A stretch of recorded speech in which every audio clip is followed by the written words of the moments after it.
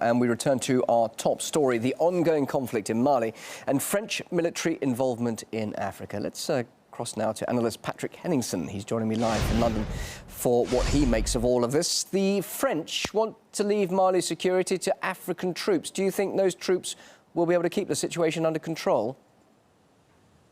I think this is a group of countries that's being trained mainly by the United States, the 15 ECOWAS nations. This is supposedly an African-led mission, but really, if you look under the surface of it, all these happenings in the last month or so dovetails perfectly into the United States AFRICOM directive agenda, which has been put in place in 2007 under Bush and has really caught pace under the Obama administration. So it could be a case of this is just an entree for bigger escalation on the Western powers in the future.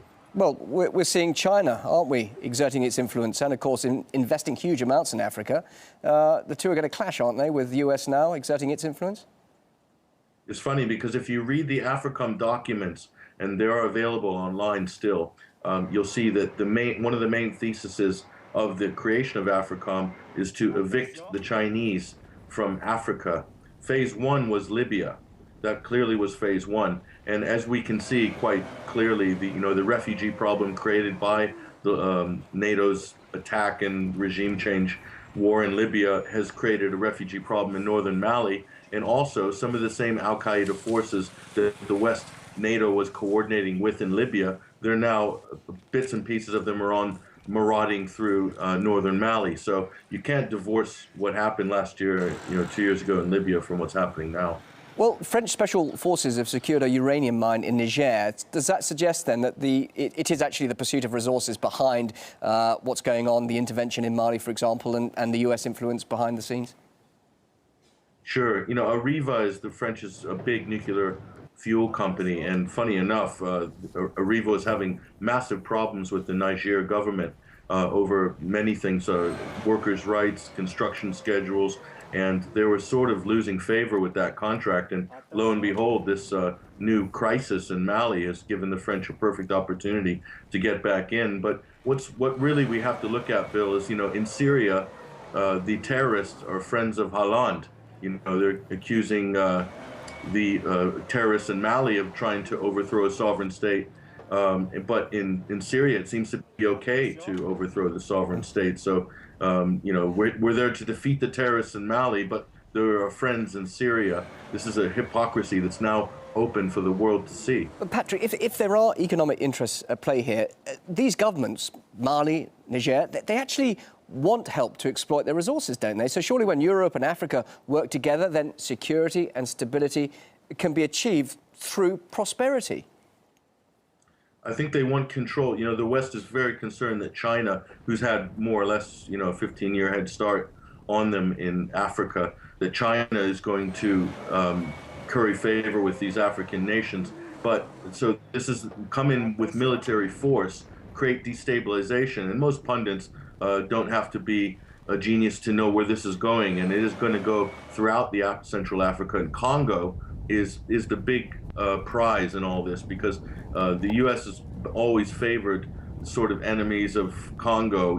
If you look at Uganda and you look at Rwanda, what's going on in the jungles there, certainly Congo is one of the richest resource countries in Africa, and it's absolutely blessed with a lot of things that Western corporations would like to get their hands on and not pay top dollar for. So this is just the start of more regional tensions and military campaigns, but the French are saying, well, this is a militarily successful campaign. They're predicting that soon they'll be out, be able to hand over authority, and it'll all be finished in Mali and the country will be better off. So you're saying this is just the start of major instability in Africa? Yeah, you only have to read the AFRICOM documents, the U.S. AFRICOM documents, to know that this is a long-term plan. How many times, Bill, have we heard, oh, we're only going to go in for a few months and stabilize the situation and we'll be out? What's going to happen is they're going to be permanent French, and this is slightly out of NATO's range, so they're doing this under a new auspices. And they're going to provide logistical support, military trainers, hardware, build air bases. And so you have these different pockets of Africa where the West is vying for militarization and control. Already the U.S. has a base in Djibouti they're launching drones from. So you have the militarization of the continent of Africa. So just briefly, why Mali got help when it asked for France to step in, but the Central African Republic didn't get help when it did ask as well? So why would that be excluded, do you think?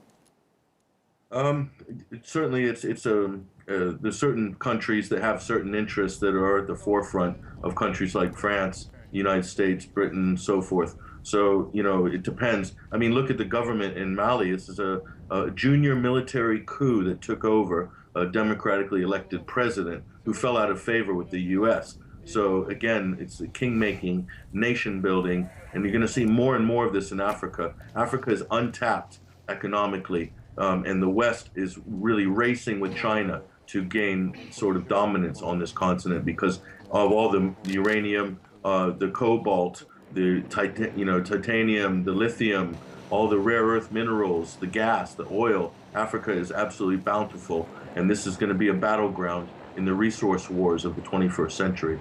Patrick, really interesting to hear your perspective on this. Patrick Henningsen joining me live, geopolitical analyst there in London. Thanks, Patrick.